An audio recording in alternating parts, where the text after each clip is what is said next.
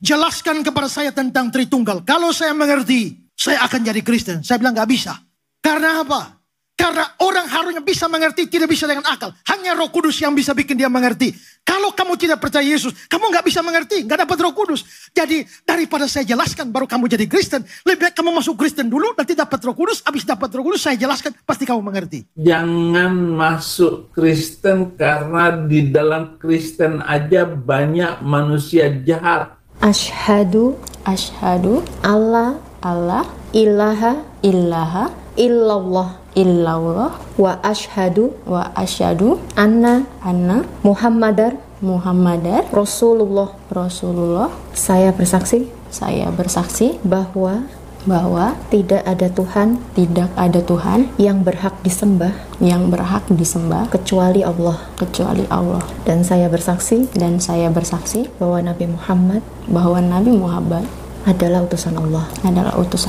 Alhamdulillah, barakallah.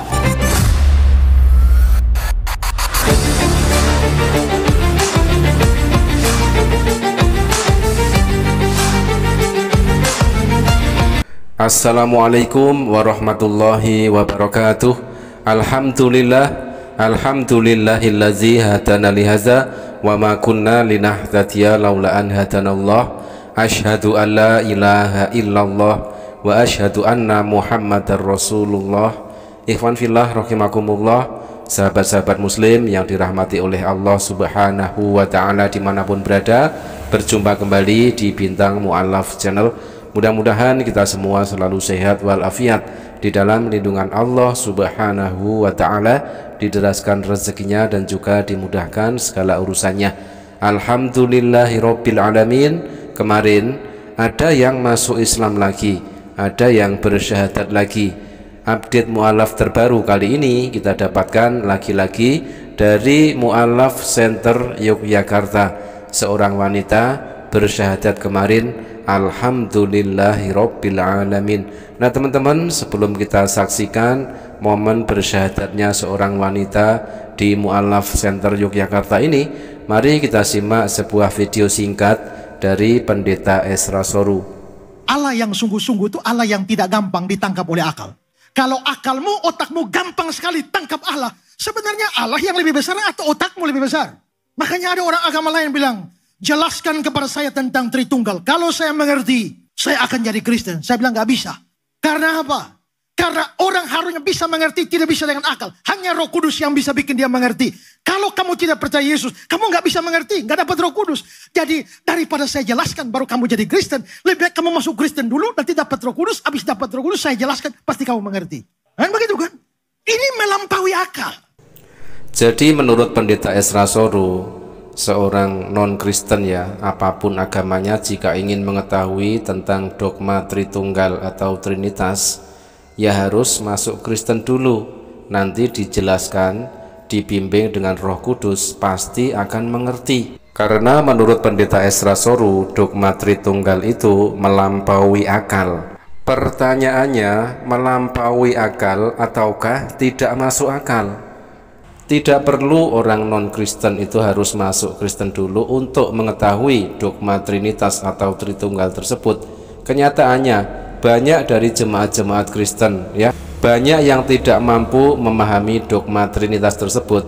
Jangankan jemaat-jemaatnya, banyak dari pendeta juga tidak mampu menjelaskan ketika ditanya tentang dogma Trinitas tersebut. Semisal dari Pendeta Esra Soru sendiri, ketika ditanya tentang dogma Trinitas, maka jawabannya akan seperti ini.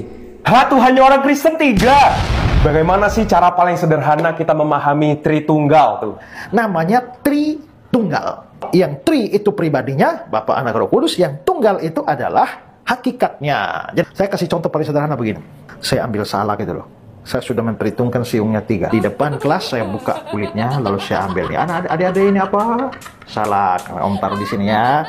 Ambil siung, ini apa? Salak. Yang ini apa? Salak. Jadi ini salak, ini salak, ini salak. Berapa salak adik-adik? 3. Oke, sekarang Om sambil 1, 2, 3. Dilem kembali. Berapa salak? 1. Berarti masing-masing berdiri sendiri salak. Begitu disatukan, bukan 3 salak, Tapi satu salah. Di hakikatnya satu, sama. Tapi pribadinya tiga. Jangan masuk Kristen karena di dalam Kristen aja banyak manusia jahat. Penjelasan tentang Trinitas memakai analogi buah salak tersebut ternyata sangat ampuh untuk menghipnotis anak-anak sekolah minggu, tetapi tidak bagi orang yang berakal sehat ya. Analogi seperti itu adalah analogi konyol. Kenapa Pendeta Esra Soru tidak memakai analogi buah duren? Nah, bagaimana Pendeta Esra Soru itu akan menjelaskan Trinitas dengan memakai analogi buah duren? Pasti akan semakin ngelantur dan membuat anak-anak sekolah minggu semakin puyeng. Nah teman-teman, langsung saja mari kita simak momen bersyahadat dari seorang wanita di Mu'allaf Center Yogyakarta. Alhamdulillah hari ini kami kedatangan rombongan mbak-mbak dan mas-mas ini yang mengantarkan Mbak Septiana Boru Munte, betul ya? Panggilannya Mbak Septi. Mbak Septi datang ke sini tujuannya untuk bersyahadat. Sebelumnya saya tanya dulu Mbak Septi, apakah ada paksaan? Tidak ada. Tidak ada. Dari wajah-wajah ini dilihat satu-satu, mungkin ada yang maksa? Tidak ada. Tidak ada. Atau ada yang mengiming-imingi, Mbak masuk Islam nanti kamu tak kasih mobil, rumah? Tidak ada. Tidak ada ya.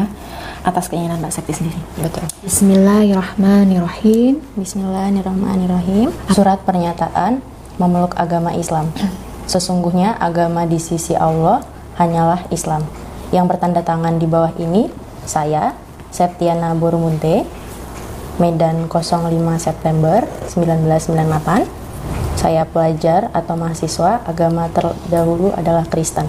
Dengan penuh kesadaran dan niat tulus dalam diri sendiri, mulai pada hari ini, Ahad, tanggal 29 September 2024, saya telah meninggalkan agama saya terdahulu, agama Kristen.